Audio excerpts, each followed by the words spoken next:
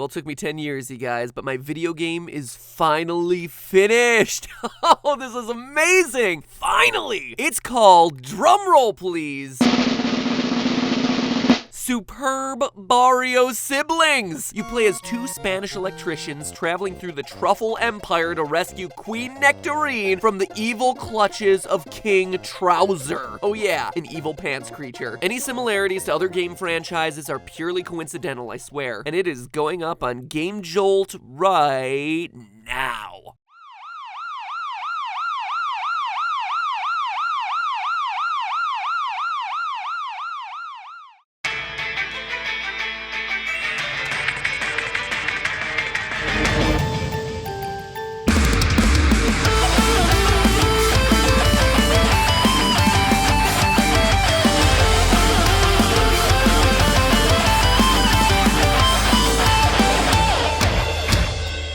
Internet, welcome to Game Theory, where, let's face it, the world just wasn't ready for King Trouser. Truly, he was a video game villain before his time. You know, when you really stop to think about it, the internet's a fascinating place. We're a culture of memes and remixes, taking old ideas and making them new again. When Nintendo revealed the Alola Executor, the internet lit up, photoshopping its awkwardly long neck onto everything from Mario's flagpole to Kylo Ren's lightsaber. We're the land of the Rickroll, and the more recent incarnation, the John Cena blast. For crying out loud, a single frame from the old animated Arthur series is one of the hottest memes right now. Let me say that again. A family-friendly kids show airing on a publicly funded television station about a nerdy aardvark is now a meme about wanting to smack somebody up. Welcome! Punch! That said, when the internet chooses to memify something, remix it, do fan art around it, auto-tune it, whatever, it's like a badge of honor, a seal of approval. You've struck a chord with people. And in gaming, one version of that is the fan game. Before the interwebs, there was never a good place for people to quickly and easily share their games with others. But with the advent of sites like Game Jolt, services like Steam Greenlight, and game creation tools like RPG Maker, producing your own games and sharing them with others is easier than ever before. From the early days of fan-created hacks like Kaizo Mario to the more recent explosion of FNaF and Undertale spin-offs, fans inspired by their favorite games are now empowered to learn game design by making their own tributes and offshoots. Heck, Undertale itself has its origins as a fan game of Earthbound, and personally, I love it. Over on GTLive, we've been playing them all because a lot of these games are great, and the love that the creators have for the franchises is obvious from the opening seconds. Well,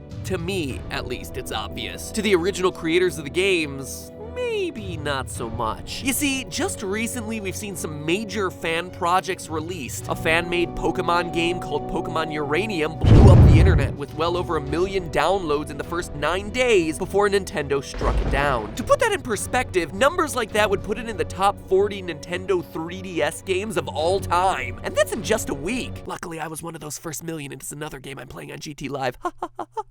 Banned Pokemon game. Similarly, a fan recreation of Metroid 2 called AM2R, or another Metroid 2 remake, was literally gone overnight.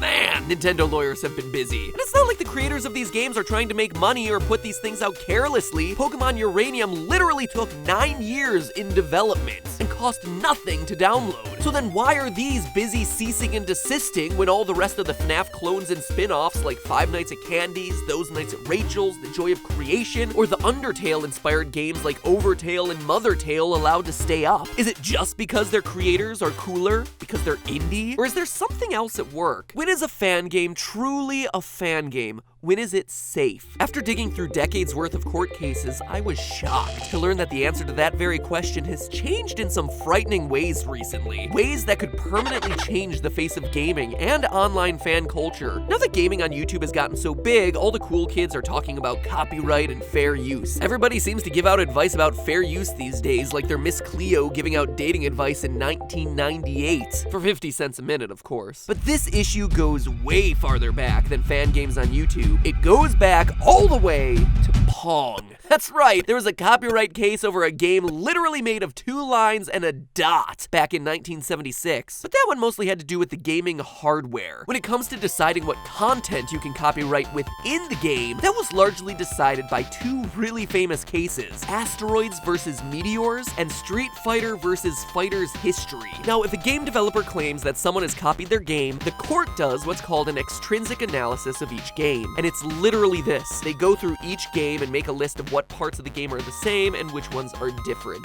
Seriously. This is the mind-blowing legal authority of the United States here, people. It is literally a spot the difference puzzle from 3rd grade. Let's see, this Luigi has a black button. This Lonk is wearing a yellow tunic. This Mario is slightly less sociopathic. So now I'm gonna put you in the shoes of the judges and have us all play a little game I like to call Is It Copyright Infringement? I show you 2 games, you tell me if one is infringing on the other. The play-at-home version will be released to a Toys R Us near you in the coming days. Round 1, Asteroids versus Meteors from 1981. I'll give you a minute. Everyone have your answers locked in? Good. Round 2, here's Street Fighter, and here's Fighter's History. Infringing or no? Everyone write down the notes. Is that your final answer?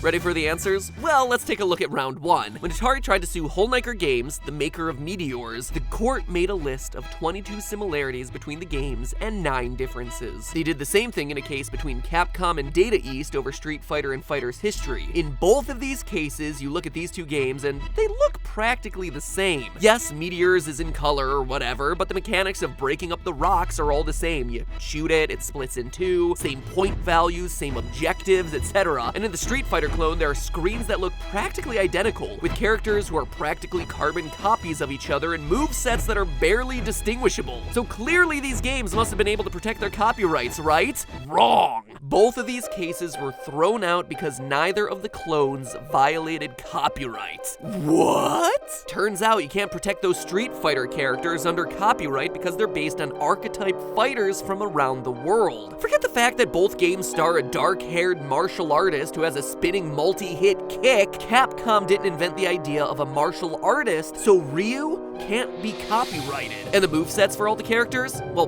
those are just based on real-life fighting techniques. So again, not invented by Capcom, and as a result, not something that they can copyright. And for the moves that weren't real, like fireballs leaving hands, the color and look were different, so again, not copyright infringement. I kid you not. The court even acknowledged Fighter's History was a Street Fighter 2 clone released to ride off of its popularity, but yeah, that is totally fine. Same with Meteors. Atari didn't invent rocks in outer space, so you can't copyright the idea of shooting rocks in outer space. According to them, any game that's gonna have you shooting rocks in outer space is gonna look something like Asteroids. There's no way around it, apparently. I mean, I would propose things like changing the camera angle, but hey, I'm no expert. Who am I to judge? So as you can see, these court rulings make it really hard to protect your game. I think all of us would agree that Asteroids and Meteors are practically the same thing, but according to the courts, a company can't have a monopoly over a game idea. It boils down to the expression of the game elements, not the mechanics of the game. Forget the fact that the ship rotates the same way, accelerates the same way, and the space rocks break apart in the same way. One was in color, one was in black and white vector graphics, making them 2 completely different things.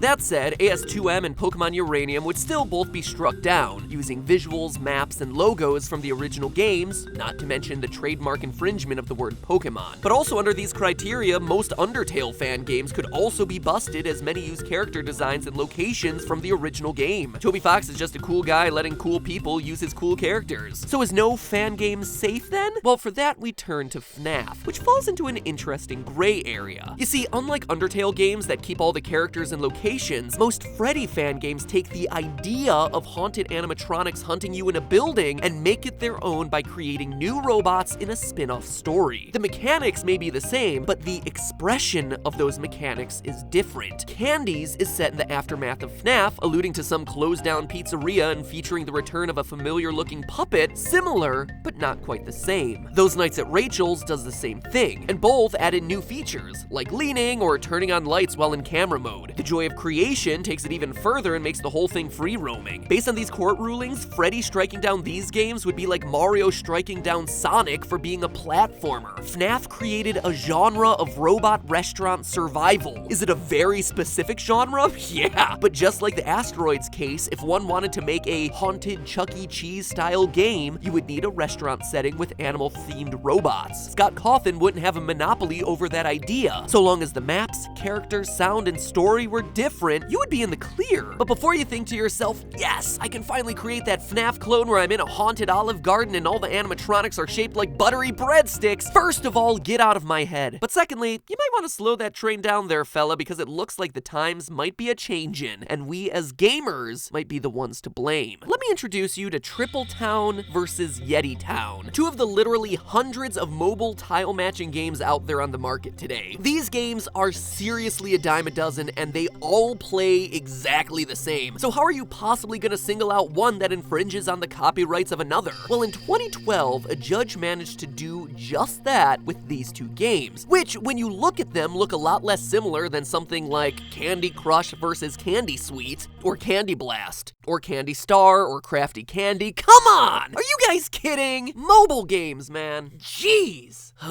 Anyway, what made this case different was that they not only did an extrinsic analysis, they also did something the court called an intrinsic analysis, which was meant to look at the game as a whole through the eyes of an ordinary observer. And how do you do that? Play the games, maybe?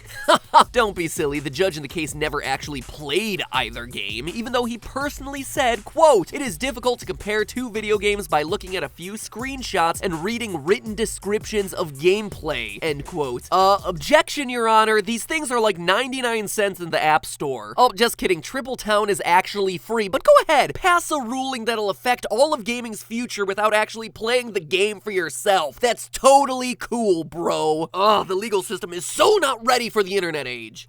No, what the judge did was turn to the opinions of video game bloggers. That's right, they looked at what video game bloggers said about the total concept and feel of the games and based the decision in the case on the fact that bloggers called Yeti Town a copy of Triple Town, despite examining the codes of both games and finding no plagiarism. So yes, ladies and gentlemen of the internet, you heard that right. Game bloggers decided that case. Us! Because I know if I'm looking for sound legal opinions, I turn to the expert advice of KSI and Diamond Minecart. But even scarier than listening to this man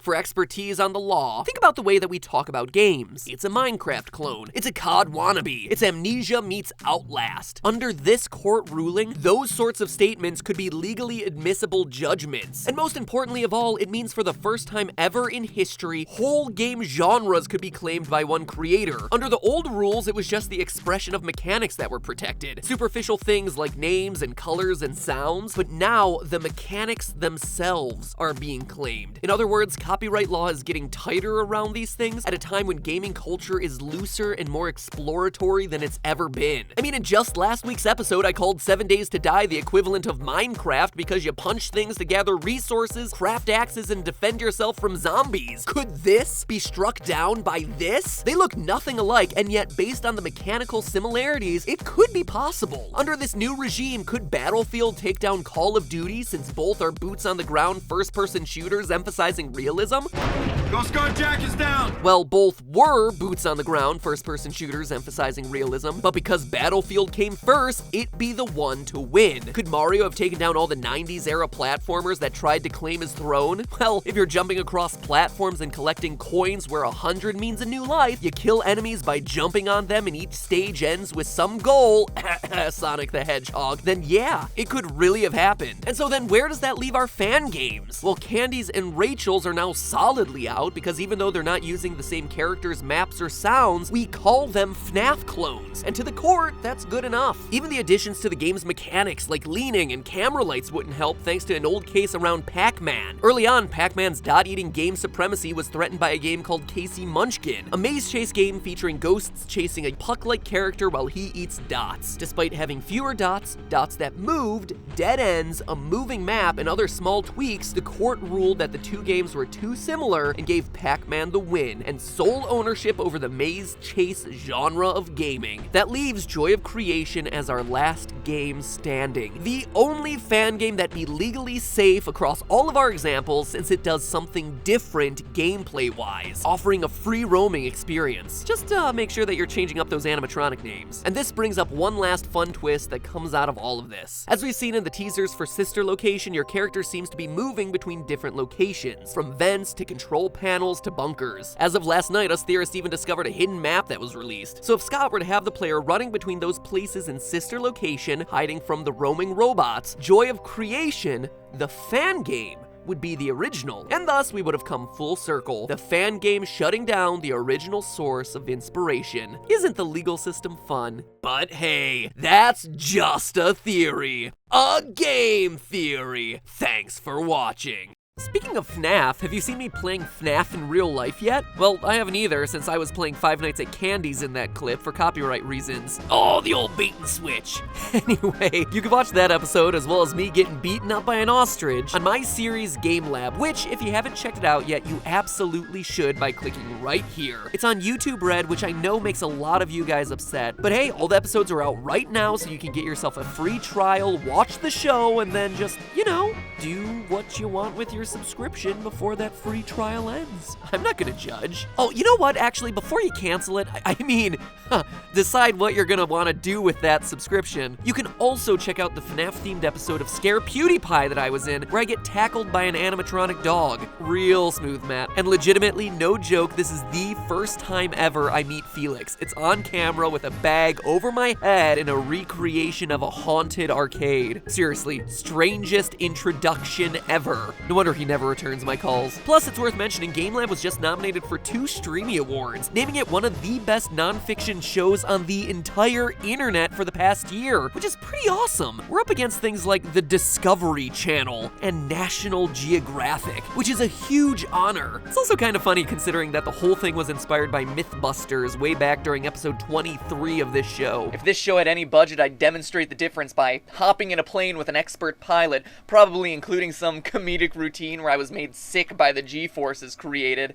Instead, you get some Mythbusters footage and a couple of still images. Anyway, I just want you guys to check it out, since no matter what the haters may say, I did it for you. To give you guys the reality check series that you liked so much on the channel without each episode having to be a paid-for commercial by a bunch of sponsored video games. That's also why there were a bunch of 360 videos with each episode. It was all born out of the idea that, hey, you guys watching the channel are the reason why I'm able to do cool stuff like defuse a bomb with the Game Grumps or play soccer with real-life cars. And so I wanted to figure out a way that put you in the middle of the action alongside me. And the 360 videos were the best way to do that. I know it was confusing for a while there while we were uploading them onto the channel, so that explains it, hopefully. Anyway, this end card has gotten really long as I ramble, so click my face and give it a watch when you can. The videos aren't going anywhere, so they'll be there when you're ready to watch. And that's it for today, so next week, break out your pixel rulers, because we're looking at Mario's Jump.